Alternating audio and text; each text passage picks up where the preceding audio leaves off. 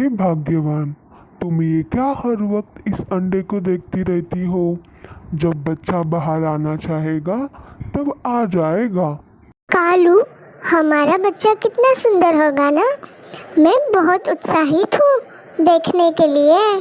जंगल के सभी पंछियों को मौसम विभाग से सूचना है। सूचना के अनुसार जंगल में बहुत बर्फ की बारिश होने वाली है, तो सभी पंछी अपने अपने घरों की मरम्मत कर लें और अपने सर्दियों के भोजन की व्यवस्था भी कर लें। धन्यवाद। गोरी, बर्फ पड़ने वाली है।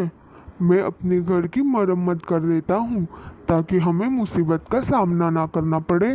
कालू, पिछले साल वाले गर्म कपड़े फट गए हैं, इसलिए इस साल हमें नए कपड़े लाना होगा। अरे गोरी, पहले बताना था ना। अब जंगल के सारे पंछी अपने अपने कामों में लगे होंगे और घर की मरम्मत करके मुझे सर्दियों के लिए अनाज भी ढूंढना है। तुम एक काम करो, तुम खुद ही क्यों नहीं जाती लाने के लिए? अगर मैं जाऊंगी तो मेरे अंडे का ख्याल कौन रखेगा?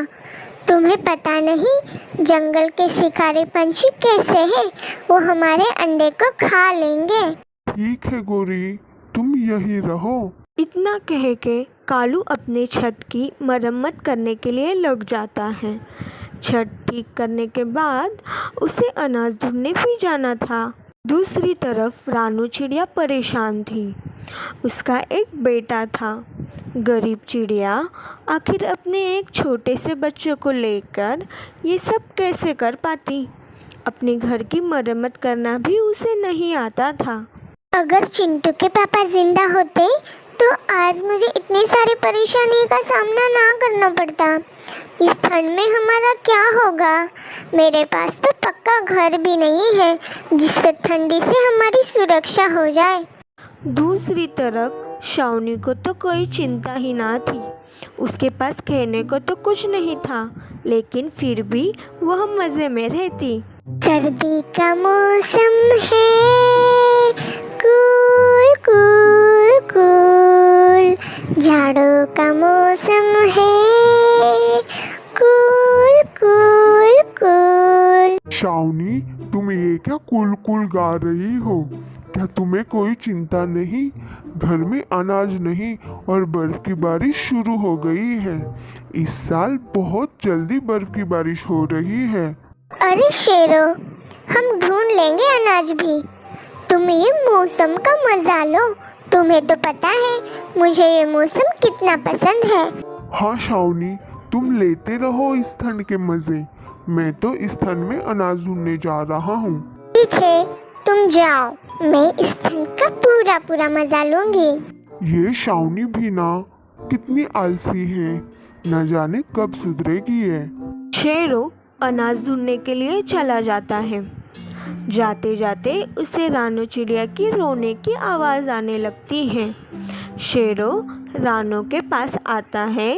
अरे रानू, तुम रो क्यों रही हो? और तुमने अपना घर क्यों नहीं बनाया? इस घोंसले में आप इतनी ठंडी में कैसे रह पाओगे? शेरो भाई, मेरे पास तो कुछ भी नहीं है और इतनी सर्दी में मेरा बेटा और मैं कैसे रहेंगे? हमारे पास कुछ भी नहीं है, ना जाने हमारा क्या होगा इस सर्दी में। रानू, जैसे जैसे दिन जाएंगे वैसे वैसे ठंडी और बढ़ती जाएगी।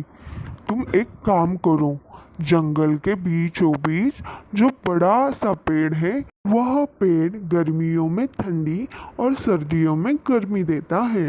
ये कौन सा पेड़ है शेरो, जो मैं भी नहीं जानती? तुम एक काम करो, जंगल के तालाब से बाएं मुड़ो, फिर वहाँ एक पेड़ है बड़ा सा, उसके नीचे बैठ जाओ। ठीक है, वैसे भी मुझे बहुत ठंड लग रही है, मैं अभी जाती हूँ। रानू चिड़िया वहाँ से अपने बेटे को लेकर उस पेड़ के नीचे बैठ जाती है। अरे, यहाँ तो सचमुच में गर्मी लग रही है। यहाँ तो मैं आराम से रह सकती हूँ। माँ, मुझे यहाँ तो बहुत अच्छा लग रहा है। यहाँ ठंडी नहीं लग रही माँ। हाँ बेटा, अब तुम खुश हो ना? रानू और उसका बेटा चैन की सांस ले रहे थे। पूरे जंगल में बर्फ की बारिश हो रही थी, लेकिन उनके पेड़ के नीचे गर्मी लग रही थी। ऐसे ही उनकी पूरी रात उस पेड़ के नीचे निकल जाती है।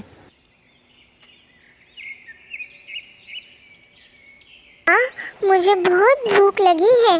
मुझे कल भी बहुत भूख लगी थी, लेकिन मुझे हमारी परिस्थिति का पता था, इसलिए मैंने आपसे कुछ नहीं कहा। माँ, अब दे दो ना मुझे खाने के लिए, मुझे बहुत भूख लगी है।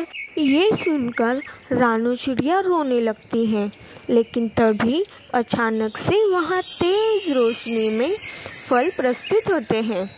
ये देखकर रानू चिड़िया और चिंटू हैरान हो जाते हैं। माँ, ये फल यहाँ कैसे आए? मैंने पहले कभी ऐसे होते हुए नहीं देखा। ये तो जादू हुआ है माँ। हाँ, ये जादू है। मैंने तुम्हारे लिए जादू किया। अब तुम इस फलों को खा सकते हो। माँ, ये आवाज़ कौन है? क्यों हमें डरा रहे हो? मैं एक यतीम हूँ, प्लीज़ हमें ना डराओ। तुम हो कौन? ब्राह्मण, मैं पेड़ हूँ जिसके नीचे तुम बैठी हो। पेड़? लेकिन तुम कैसे बोल सकते हो? पेड़ कभी नहीं बोलते।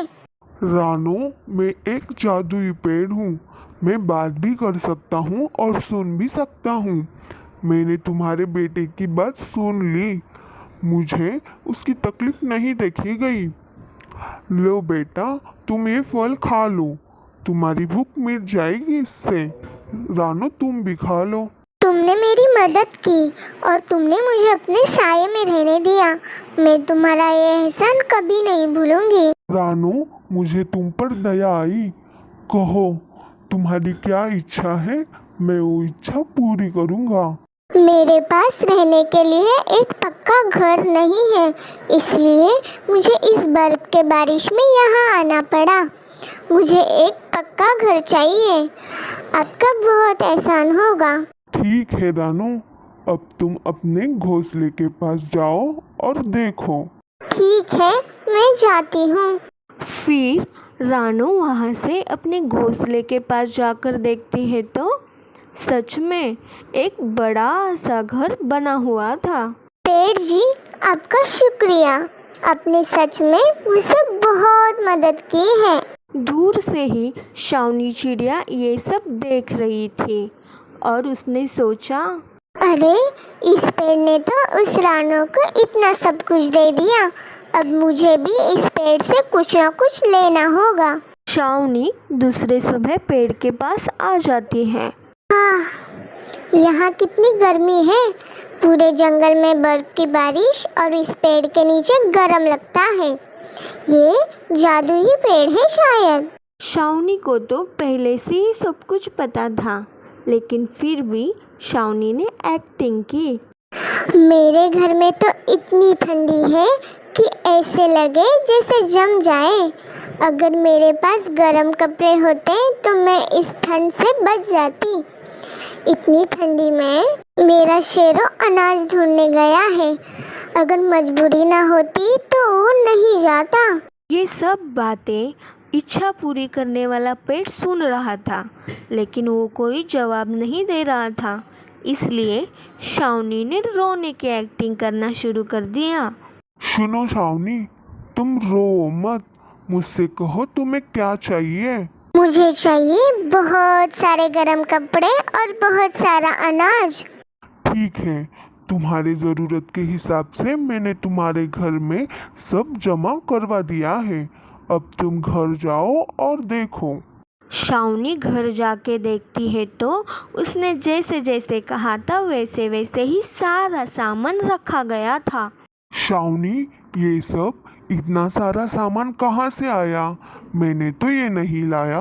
मुझे ये सब उस पेड़ ने दिया है जो सबकी इच्छा पूरी करता है। कुछ समझा नहीं शावनी, तुम साफ साफ कहो। मैं रानू का हालचाल पूछने के लिए उस पेड़ के पास गई थी, लेकिन तभी मैंने उनकी सारी बातें सुन ली।